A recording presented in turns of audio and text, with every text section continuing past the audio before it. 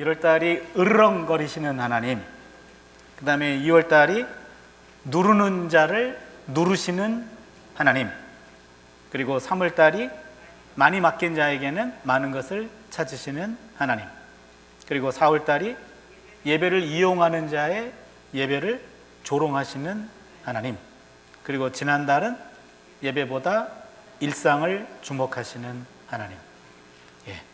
제가 봐도 제목이 멋있는 것 같아요.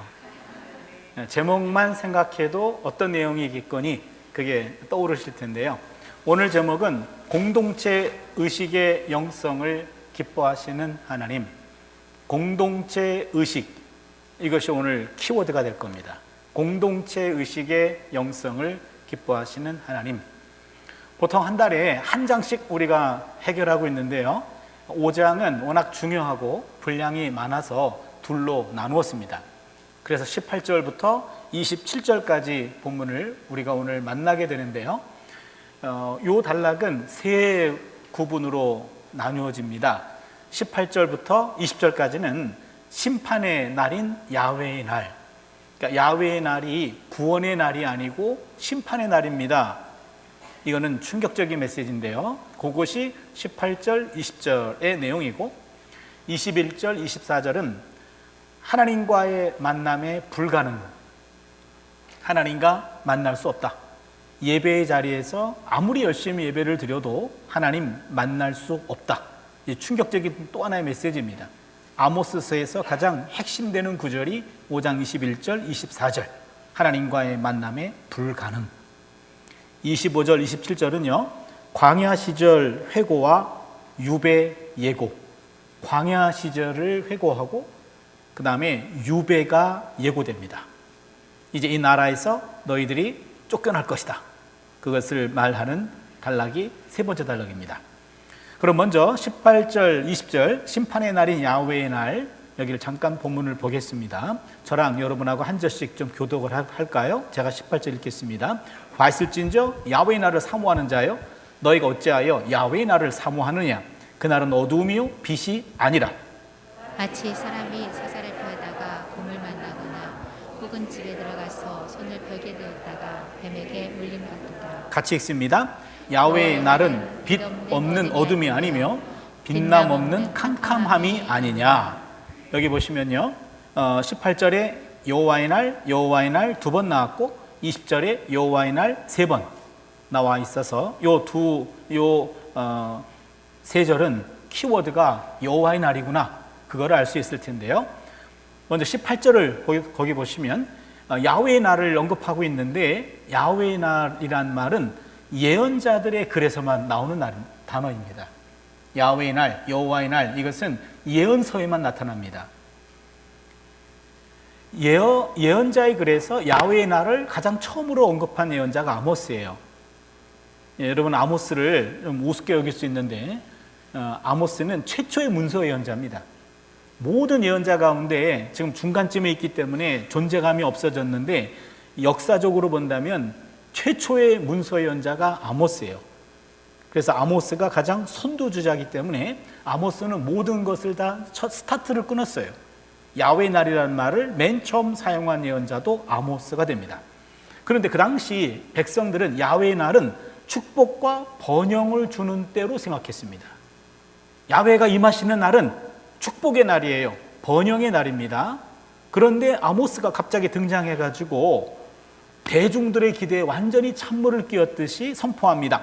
당신들이 그렇게 목놓아 기다리는 야훼의 날은 구원의 날이 아니요 어둠의 날이고 빛의 날이 아닙니다. 이렇게 정반대 이야기를 합니다. 그리고 18절에 첫 단어가 화 있을진저 라는 말인데, 이 단어는 히브리 말로 호이입니다. 호이. 한번 따라해 주시겠습니까? 호이. 호이. 호이. 무슨 기분이 납니까? 예? 곡소리예요, 곡소리. 우리말로 고치면 아이고, 아이고, 아이고. 이스라엘 사람들은 이 단어를 호이, 호이, 호이 이렇게 말합니다. 호이라는 말을 정확하게 번역하면 아이고 라는 말로 번역해야 되는데, 우리말 성경은 화 있을진저 라는 말로 번역했습니다. 그 말이 뭐냐면 상여를 메고 갈 때 죽은 사람을 향해서 아이고 아무개 아이고 아무개 이렇게 하라는 겁니다. 그런데 예수님도 이 용어를 사용하셨습니다. 마태복음에 보면은 화 있을진저 외식하는 서기관들과 바리새인들이요. 요 화 있을진저 요 말이 헬라어로 오아이 오아이 오아이 오아이, 히브리어로는 호이 호이 오아이 오아이, 아이고 아이고 비슷하죠. 이게 곡소리입니다. 그런데 살아있는 사람을 향해서 곡소리를 하고 있어요. 살아있는 사람을 향해서 이 장송곡을 적용한 첫 번째 예언자가 아모스입니다.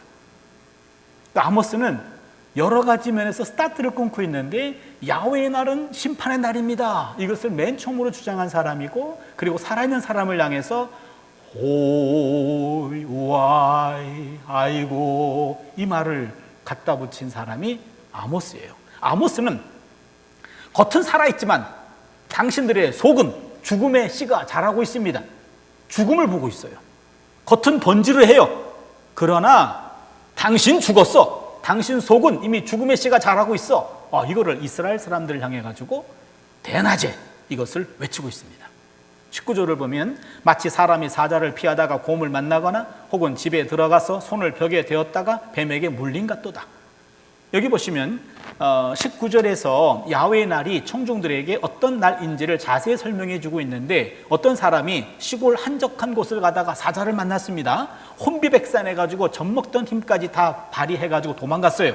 한적한 상태에 놓였다고 생각하고 이제 사자가 없어졌네. 그랬더니 눈앞에 딱 곰을 만난 격이다. 혹은 살기를 드러내고 쫓아오는 사자나 곰 같은 들짐승들을 다 피했습니다. 가까스로 집으로 피해 들어갔습니다. 이제 살겠다 그랬는데 이게 웬일입니까? 집에서 뱀에게 물렸습니다. 그것도 독뱀입니다. 여기서 이야기하는 19절의 내용은 백성들이 기대하는 것이 착각이었다. 사자를 피했다고 하지만 곰을 만난 격이고, 사자와 곰을 피했다고 하지만 집에 들어가서 안전한 줄 알았더니 뱀에게 물리고, 안전하다 싶었는데 도리어 치명적인 상황이 임했다. 이게 첫 번째 메시지고, 두 번째는 어디든 도망해도 재앙은 피할 수 없다. 사자 피하면 곰을 만나고, 곰을 피하면은 뱀을 만나서 물리게 된다. 이 두 가지 상황, 안전하다고 싶었는데 치명적인 상황에서 벗어나지 못했고, 그러한 어떤 상황에도 도망할 수 없는 그런 재앙을 만나게 될 것이다.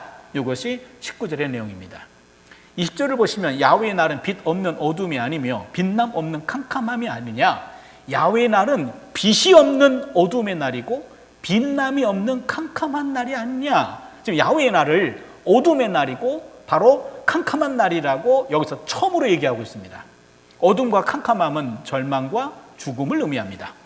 아모스는 야훼의 날을 절망과 죽음의 날이라고 단언합니다. 네, 여러분, 이 본문을 제가 묵상하면서 이거를 이렇게도 한번 우리가 적용해 볼 수 있을 것 같아요. 야훼의 날은 예수님이 재림하시는 날과 견줄 수 있습니다. 우리는 예수님이 재림하시는 날이라고 하면 우리 모두가 다 구원받는 날로 생각하고 있습니다. 그런데 교회가 예수님의 재림의 날을 열심히 사모하지만 그날을 사모하는 교회의 멸망과 심판의 날이 될 수도 있다라고 하는 게 이 메시지예요. 오직 주님을 사모한다면서 교회에 모여서 열심히 예배하고 헌금을 힘껏 드리지만 이 땅에 일어나는 가난한 자에 대한 착취와 억압을 도외시하고 재판을 통해 도리어 가난한 자를 억울하게 하는 현실을 도외시한다면 그러한 교회에 주님의 재림의 날은 빛이란 찾아볼 수 없는 캄캄한 날이 될 것이다. 무서운 적용입니다. 우리 교회와 우리 교우들이 이러한 부류에 속하지 않기를 간절히 바랍니다. 지금 이 당시 사람들은 야훼의 날, 주님이 재림하신 날은 모든 억울함이 다 풀어지고 구원의 날로 이해하고 있었는데 아모스가 말합니다. 이보시오, 그날이 당신한테만큼은 구원의 날이 아니야. 내가 어땠길래? 바로 그 내용들이 이제 나오게 됩니다. 이제 21절, 24절입니다. 21절입니다. 내가 너희 절기를 미워하여 멸시하며 너희 성회들을 기뻐하지 아니하나니, 이제 하나님을 만나는 것이 불가능하다라는 것을 설명해 주고 있는데요. 너희 절기를 미워한답니다. 22절을 보면은요, 구체적인 예물을 또 거부한다고 나와 있고, 23절을 보니까 찬양을 거부한다고 나와 있습니다. 그렇다면은 21절 상반절에 내가 너희 절기를 미워하여 멸시하며, 미워하다, 멸시하다, 이 말은 매우 아주 거절을 표현하는 강력한 표현인데, 이것이 두 번이나 반복되는 것은 아주 예외적인 경우입니다. 하나님께서 말씀하십니다. 우리가 드리는 절기를 미워한대요, 멸시한대요. 우리 예배를 하나님이 버리신다는 겁니다. 우리가 드리는 예배를 기뻐하지 아니한다고 말씀하십니다. 또한 너희 성회들을 기뻐하지 아니하다라는 말은 요 리아흐라고 하는 말은요, 기뻐하다라는 말은 흠양하다 그 말이에요. 우리의 예배를 흠양하다, 받으시다. 이게 흠양하다라는 말은 우리의 예배를 코로 냄새 맡고 연락하다 그 말이에요. 우리가 제사를 드릴 때 향을 피우곤 했습니다. 구약시대에. 그런 그 향이 올라가면 하나님이 예배를 코로 그것을 흠양하는 거예요. 흠양. 아까 우리 집사님 기도하실 때 흠양하다라는 용어를 사용했는데 바로 그 단어입니다. 뭐 리아흐라고 알고는 사용하지 않은 것 같아요. 그러나 리아흐라는 말은 이것이 기뻐하다란 말이 이것이 흠양하다. 내가 너희들의 제사를 코로 냄새 맡고 받다 이 말이에요. 근데 하나님이 우리의 제사를, 너희 제사를 코로 냄새 맡고 받지 않겠다.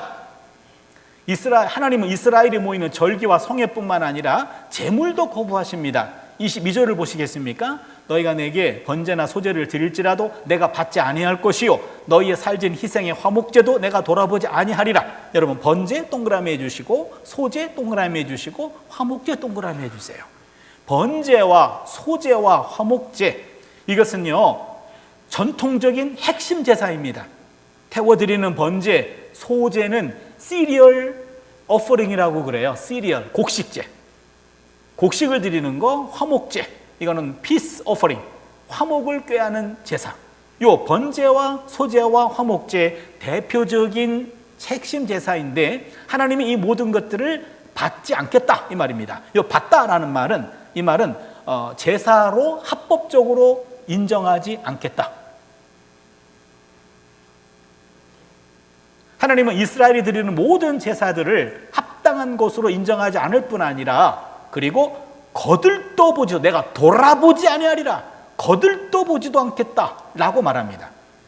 핵심적인 제사라 할지라도 이를 명령하신 하나님에 의해서 철저히 거부되고 있어요. 냄새도 안 맡겠다. 너희들의 번제와 소제와 화목제도 내가 거듭떠보지도 않겠다. 23절을 보니까요, 내 노랫소리를 내 앞에서 그칠지어다 내 비팟소리도 내가 듣지 아니하리라. 여기 보니까 노랫소리, 비팟소리, 하나님은 제사 드릴 때 함께 드려지는 노랫소리, 찬양이 되겠죠. 집어치우라고 말씀하셨습니다. 또한 이들의 노래와 이들의 비파, 악기에서 나오는 음은 하나님이 들으시기에 여기 소리라고 나와 있는데, 요 소리라고 하는 요 하몬이라고 하는 요 히브리어는요, 요 단어는 소음을 가리킬 때 쓰는 단어예요. 소음. 악기를 가지고 우리가 목소리로 하나님을 찬양하는데 하나님 귀에는 그게 소음으로 들린다 이 말이에요. 이 소음은 전쟁에서 수많은 사람들이 한꺼번에 소리를 지를 때 나는 소리, 하몬, 그리고 아주 괴로운 소리, 이것이 하몬, 그런 얘기입니다. 그럼 우리가 찬양을 드리는 거, 우리가 악기를 가지고 하나님께 찬양 드리는 거, 하나님 귀를 막고 싶다는 거예요. 야 제발 좀 집어쳐라, 너무 힘들다. 귀를 막고 있다는 얘기죠. 하나님은 코로 냄새 맡는 것, 21절 하반절이죠. 내가 기뻐하지 아니하나니 코로도 냄새 맡지 않을 것이며 눈으로 보는 것, 22절 내가 돌아보지 아니하리라. 눈도 보지 않겠다. 23절 보니까는 귀로 듣는 것, 내가 듣지도 아니하리라. 너희들의 예배를 코로 흠양하지도 않을 것이며 또한 눈으로 보지도 않을 것이며 귀로 듣지도 않을 것이다. 차라리 하나님은 우리 예배 자리에서 내가 코를 막고 눈을 감고 귀도 막고 싶다.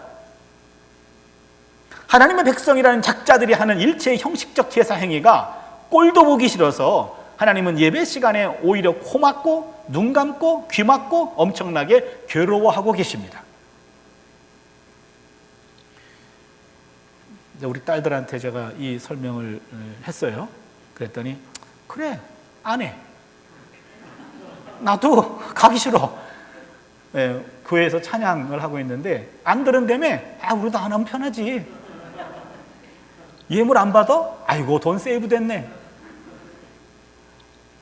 하나님이 지금 화가 나서 말하는데 우리 애들도 화났더라고요. 피차가는 모른 척하고 살지 뭐, 이렇게 되는데요. 지금 걔들이 정신이 없는 거죠. 지금 이 하나님의 심각한 상황을 우리가 좀 공감 못하고 있는 건데, 하나님을 향한 예배를 하나님은 괴로워하고 계십니다. 하나님을 기쁘시게 하는 예배의 자리가 오히려 하나님을 고문하는 자리가 되어버렸습니다. 충격적인 아이러니가 아닌가요? 예배는 하나님께 올리잖아요. 우리가 하나님을 찬양하고 하나님을 높이고 하나님께 감사하고 하는 자리가, 그를 들으시는 하나님이 기분 좋아야 되는데, 기뻐해야 되는데 굉장히 괴로워하고 계시다는 얘기죠. 오늘 우리가 드리는 예배도 과연 하나님이 어떻게 받아들이고 계실까?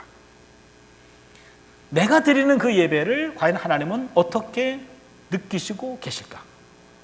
우리는 우리 흥에 겨워서 내가 그냥 예배 드린 그 자체만으로 내가 대견스러워서 그것만 생각했지, 정작 예배를 받으시는 하나님의 기분, 하나님의 마음, 이거는 우리가 관심을 갖지 못했는데, 아모스는 그 하나님의 마음을 전해주고 있습니다. 그러면서 24절이 하나님의 마음을 드러냅니다. 24절 우리 다 같이 한번 읽어보겠습니다. 같이 있습니다. 시작. 오직 정의를 물같이 공의를 마르지 않는 강같이 흐르게 할지어다. 아멘. 이게 아모스서의 핵심 구절입니다. 우리가 1년 동안 아모스 예언자를 만나는데요, 여러분 아모스 5장 24절은요 동그라미 해놓으시고 이 본문만큼은 여러분이 반드시 기억해 주십시오. 아모스 핵심 구절입니다. 오직 정의를 물같이 공의를 마르지 않는 강같이 흐르게 할지어다. 이게 아모스의 핵심 메시지입니다. 24절 오늘 본문은 이스라엘의 제사가 어쩌다가 이 지경에 이르게 되었는지를 분명하게 밝혀줍니다. 하나님께 제사를 드리면 드릴수록 하나님은 더욱 괴로워하시고 더욱 화가 나십니다. 왜 그럴까요? 정의와 공의가 결여된 예배이기 때문입니다. 정의 미슈파트, 공의 ጼ다카. 여러분 요 히브리어는 좀 하나 입에다가 좀 익숙하게 좀 넣어놨으면 좋겠어요. 한번 따라해 주세요. 미슈파트, 미슈파트, ጼ다카, ጼ다카. 예, 미슈파트는 정의, ጼ다카는 공의입니다.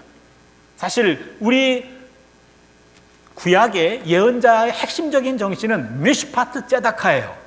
구약의 핵심 사상이 미슈파트 ጼ다카입니다.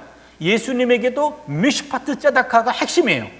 근데 오늘날 기독교는 이 미슈파트 ጼ다카를 그 정도로 중요하게 여기지 못하고 있고, 어찌 보면은 미슈파트 ጼ다카라는 말을 우리는 잊어버리고 있어요. 공의와 정의, 정의와 공의라는 이 단어, 정의와 공의가 없는 예배는 하나님과의 만남을 불가능하게 만들기 때문이다. 이게 오늘 본문의 핵심입니다. 공의와 정의가 없는 예배는 하나님과 상관이 없다라는 얘기입니다. 아모스는 오직 정의를 물같이 공의를 마르지 않는 강같이 흐르게 할지어다 라고 외칩니다. 여기서 미슈파트와 ጼ다카는 동의어로 쓰였습니다. 엄격하게 말하면 미슈파트와 ጼ다카는 조금 빛깔이 다른데 크게 보면은 비슷한 단어입니다. 오늘은 이 미슈파트와 ጼ다카를 나누지 않겠습니다. 미슈파트와 ጼ다카라는 말을 한마디로 얘기하자면 공동체 의식입니다.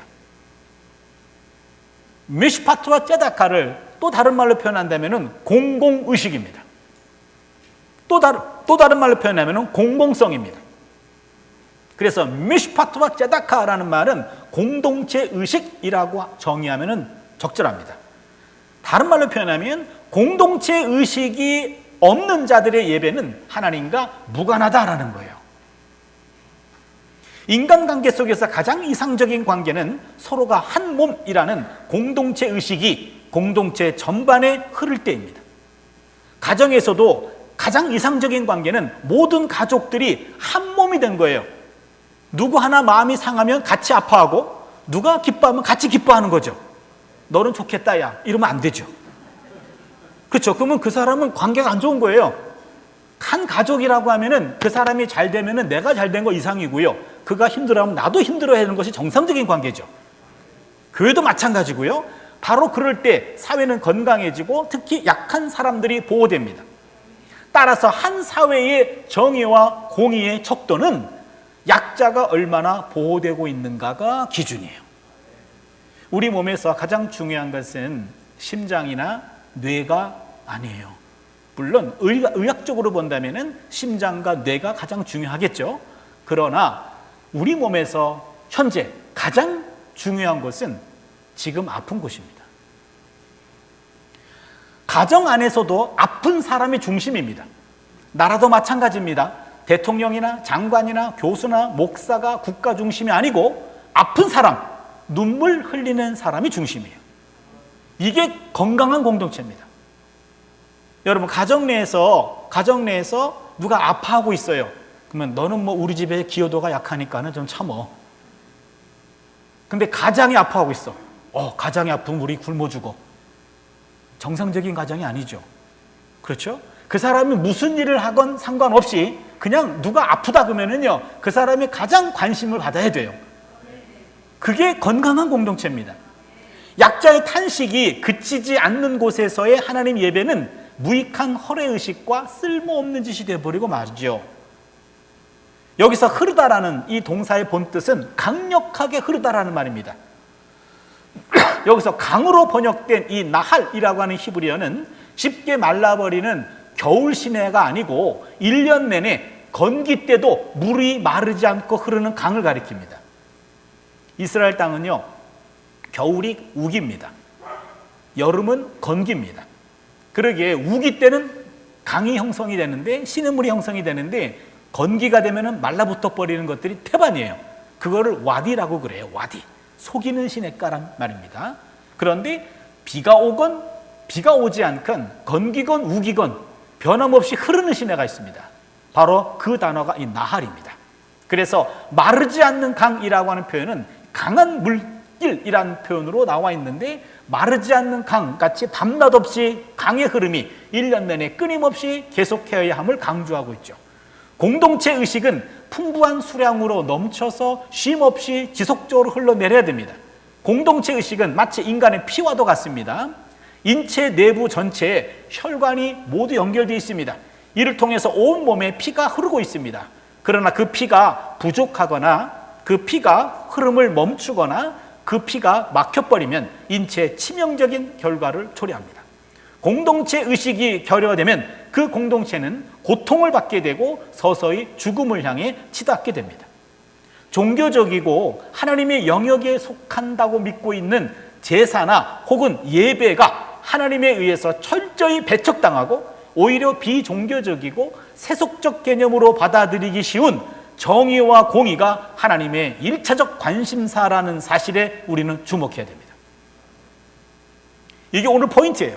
예배나 제사보다 하나님은 정의와 공의를 더 주목하고 계신다.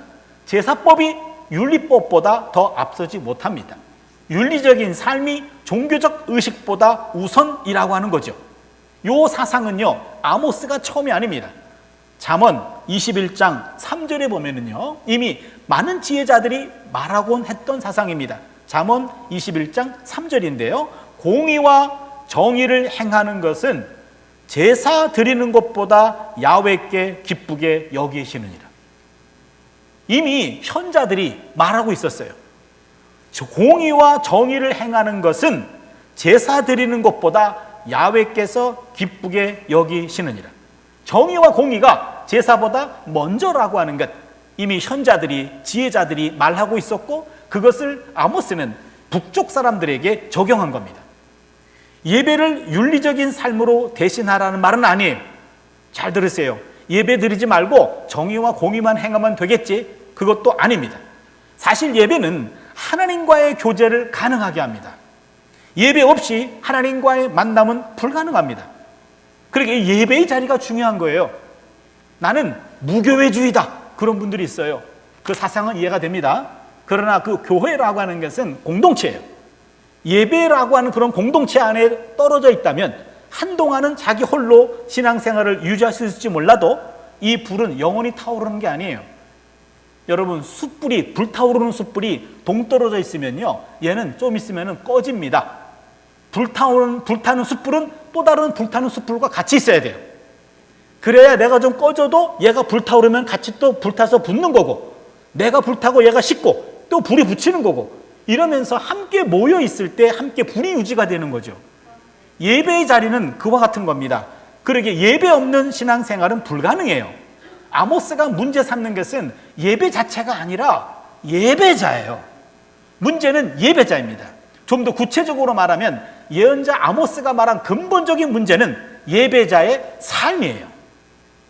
이 말씀은 하나님께 드려지는 예배가 온전한 예배가 되려면 윤리적인 삶이 반드시 동반되어야 한다, 이것을 말합니다.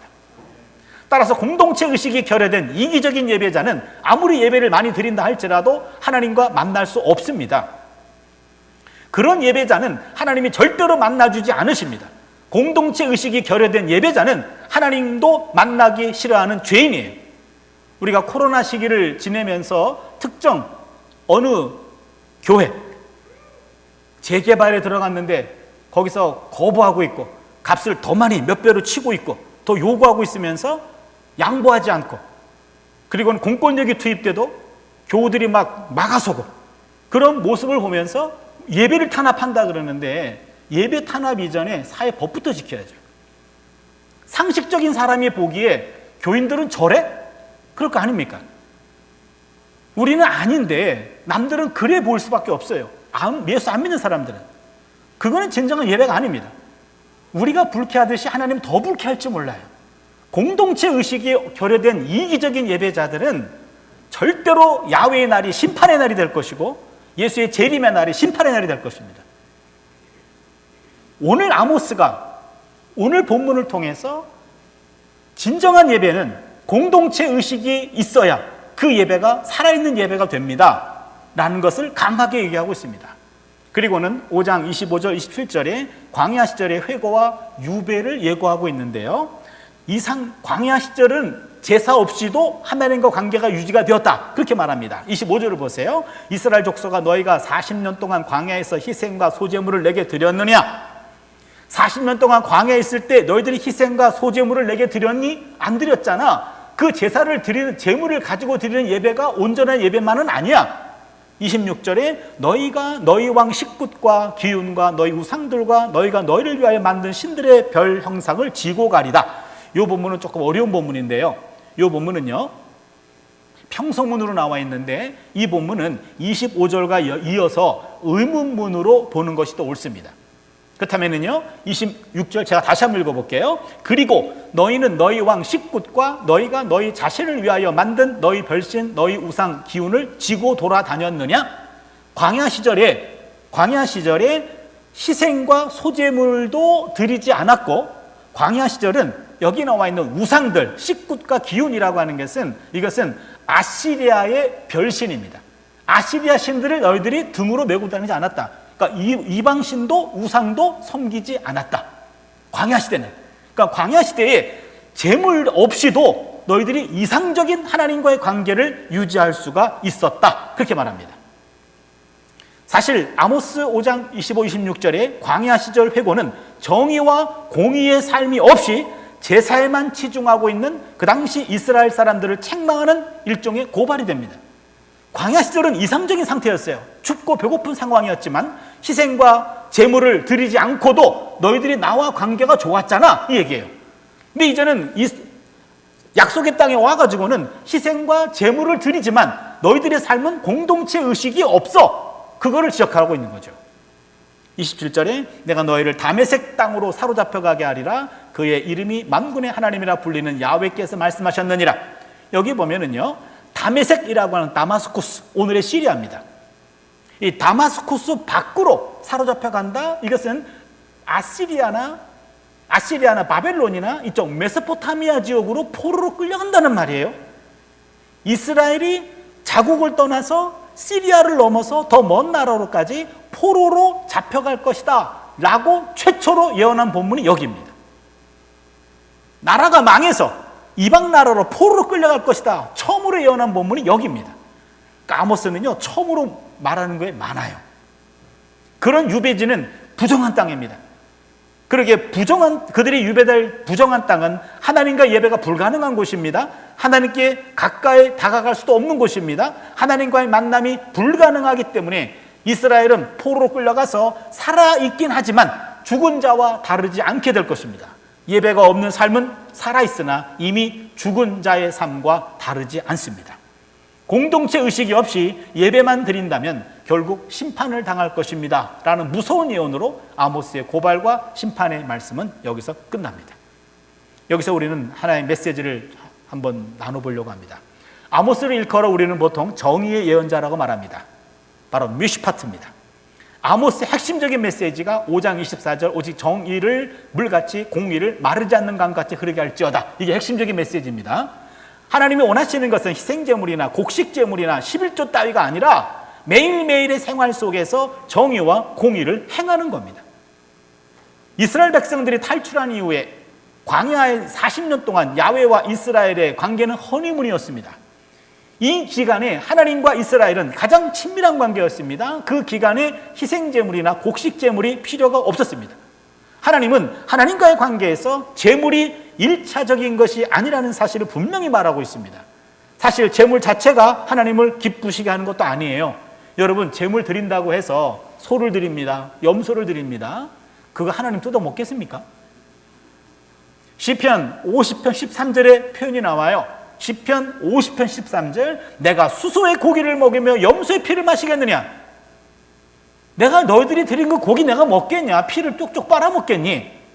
사실 따지고 보면 너희들이 드리는 모든 제물 다 내 거거든. 그거 지금 내가 말하는 게 아니라 시편 50편 10절에 말해요. 이는 산림의 짐승들과 무산의 가축이 다 내 것이며 산의 모든 새들도 내가 아는 것이며 들의 짐승도 내 것이미로다. 내가 가령 줄여도 내게 이르지 아니할 것은 세계와 거기에 충만한 것이 다 내 거거든. 아모스는 예배자들이 망각하고 있는 보다 더 근본적인 것을 살피고 있습니다. 그것은 정의와 공의라는 거예요. 공동체 의식이라는 겁니다. 예배를 통해서 하나님의 임재를 경험한 사람은 이웃을 형제로 인식하게 됩니다. 하나님이 우리 아버지라면 우리 아버지입니다. 모든 인간은 한 아버지의 자녀가 돼요. 한 형제와 자매로서 한 가족이 됩니다. 알고 보면 신앙 공동체도 그렇고 알고 보면 전 지구는 한 가족이에요. 서로 말이 좀 안 통하고 피부색이 좀 다를 수는 있어요. 그러나 성경으로 본다면 모두가 한 가족이에요. 우리가 진정으로 하나님을 제대로 믿는다면 우리는 신앙과 이념과 생각의 차이를 넘어서서 다 한 가족이에요. 이 가족의식을 느끼는 것이 가장 성령 충만한 상태인 줄로 믿습니다. 하나님의 영으로 충만해지면 이웃과의 차이가 그렇게 심각하게 느껴지지 않아요. 조금 생각이 다를 뿐이지 쟤도 나랑 한 피 받은 사람이요, 한 자녀야, 한 형제, 한 자매야 라고 느끼는 거죠. 따라서 하나님의 사람은 다른 사람들과 연대의식이나 공동체의식을 갖게 됩니다. 하나님 앞에 바로 선 사람은 이웃을 자기의 형제로 여기는 공동체의식을 갖게 된다는 말씀이죠. 이웃 사랑 없는 예배는 하나님 없는 예배입니다. 야훼 신앙의 핵심은 예배의식 자체보다도 공동체의식을 실천하는 삶에 있습니다. 야훼 신앙 혹은 기독교 신앙에서 공동체의식의 영성이 결여된다면 온전한 신앙이라 할 수 없습니다. 공동체의식의 영성이란 공적 영성, 공적 책임, 공동체성, 공공성이란 말로 대체가 될 수 있습니다. 교회 사랑에서 공적 정신이 결여된다면 교회 사랑은 교회 내의 족벌주의나 파벌주의나 교회 이기주의에 함몰됩니다. 교회 사랑해야 돼요. 그러나 거기에 공동체 의식의 영성이 빠진다면 이건 그냥 족벌이나 파벌이나 이기주의에 빠지고 맙니다. 축복, 좋은 말이죠. 축복에서 공적 정신이 빠진다면 그 축복은 기복주의에 지나지 않습니다. 기복주의에서 말하는 복은 개인의 출세, 성공, 부귀영화에 초점을 맞추고 있는 자기중심적입니다. 성경이 말하는 복은 개인적 축복을 넘어서서 이웃을 섬기고 궁극적으로는 공적 이익과 공공선을 추구합니다. 이게 성경이 말하는 복이에요. 성경이 말하는 복은 내게 와서 나를 충족할 뿐만 아니라 반드시 넘치게 해서 주변 사람들에게도 유익을 주게 하는 게 그게 성경이 말하는 복이죠.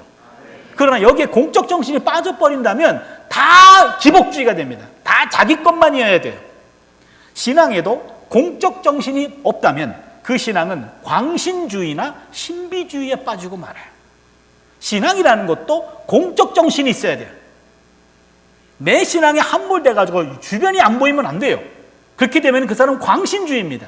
신비주의예요. 카리스마적인 리더십에서 공적 정신이 부족하다면 그 리더십은 독선이고 아집의 권위주의로 고착되거나 독재 정치로 빠지게 됩니다. 그러기에 교회 사랑도 좋은 말이고 축복도 좋은 말이고 신앙도 좋은 말이고 카리스마적인 리더십 다 좋은 말이에요. 그러나 거기에 공적 정신이 빠지면 다 이상해집니다. 따라서 하나님의 백성이 예배를 통해 형성된 하나님과의 공동체 의식은 그들의 일상생활 속에서 다른 사람과의 공동체 의식으로 표출되어야 됩니다. 남유다 사람 아모스가 자신의 생업을 뒤로 한 채 추방을 각오하면서 이웃나라 북이스라엘로 가서 전한 것이 바로 이 공동체 의식의 영성입니다. 미시파트의 영성입니다. 북왕국은 하나님께 부지런히 예배를 드렸습니다. 많은 제물을 드렸습니다. 그러나 공동체 의식의 영성이 없어서 결국 망했습니다. 공동체 의식의 영성은 국가의 존폐를 가르는 중요한 영성입니다. 이러한 공동체 의식의 영성은 특히 약자들의 아픔에 얼마나 민감하게 반응하는가에 달려 있습니다. 코로나를 지나면서요, 한국 교회의 신임도가 바닥으로 떨어졌습니다. 가톨릭이나 불교나 70%가 넘어요. 우리 기독교가 10%입니다. 가뜩이나 코로나 이걸 통해서 우리 교회 위축되고 교회가 많이 힘들어졌는데 더 힘들어졌습니다, 지금은. 그렇다면 억울해할 것이 아니라 이참에 우리가 부족한 것이 무엇인가? 이걸 돌아보는 성숙한 기회가 되기를 바랍니다. 따라서 한 사회의 정의와 공의의 척도는요, 그 사회의 약자가 얼마나 배려받고 보호되고 있는가에 달려 있어요. 한 교회의 정의와 공의의 척도는 교회의 약자가 얼마나 배려받고 보호되고 있는가에 달려 있습니다. 한 개인이 정의로운 사람인가 공의로운 사람인가, 그것은 그 사람이 약자들을 얼마나 배려하고 보호하고 있는가에 달려 있습니다. 우리의 신앙은 다른 게 아닙니다. 나보다 더 연약한 사람들을 더 주목하고 내게 있는 그것이 물질이건 아니면 위치건 달란트건 간에 그것이 부족한 사람들에게 흘려보내는 거예요.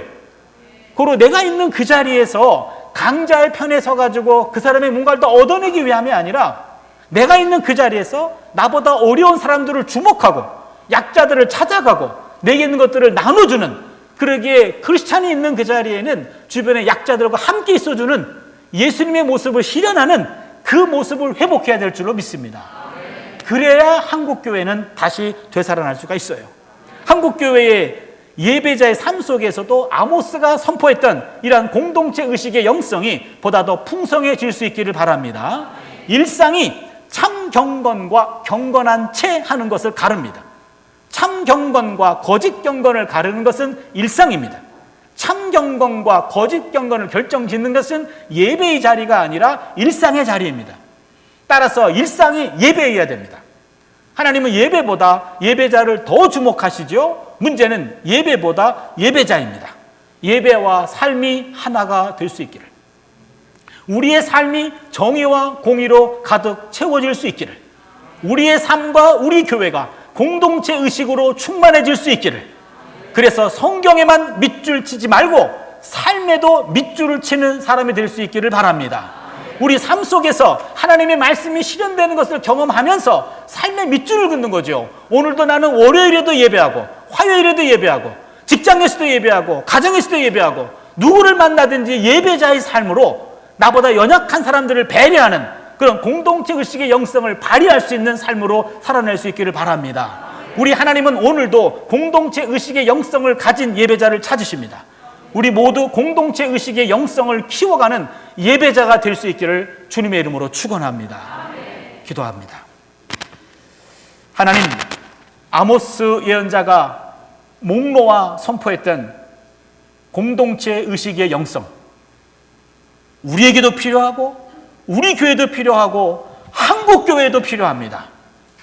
이와 같은 영성으로 가득 채워져서 예배의 자리만이 아니라 일상의 삶 속에서 하나님의 기뻐하시는 일들이 주렁주렁 맺혀질 수 있는 복된 나라 되게 하여 주시옵소서. 아멘. 예수님의 이름으로 기도드리옵나이다. 아멘.